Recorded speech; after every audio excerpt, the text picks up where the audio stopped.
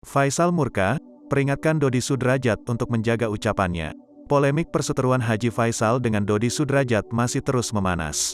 Dikutip Gridot dari Grid ID, Haji Faisal bahkan makin emosi dengan beberapa tindakan Dodi Sudrajat selama masa persidangan.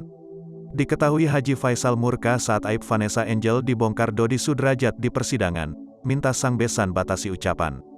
Dikutip Gridot dari Tribun Style, Haji Faisal angkat bicara terkait aksi Dodi Sudrajat yang mengumbar aib Vanessa Angel hamil duluan. Bahkan, aib Vanessa Angel itu dibongkar Dodi Sudrajat saat persidangan hak perwalian Gala Sky Ardiansyah pada baru-baru ini.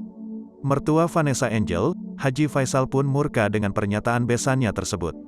Menurut Haji Faisal, dirinya mengaku lelah menghadapi pihak-pihak yang pansos menggunakan nama Gala dan Vanessa Angel.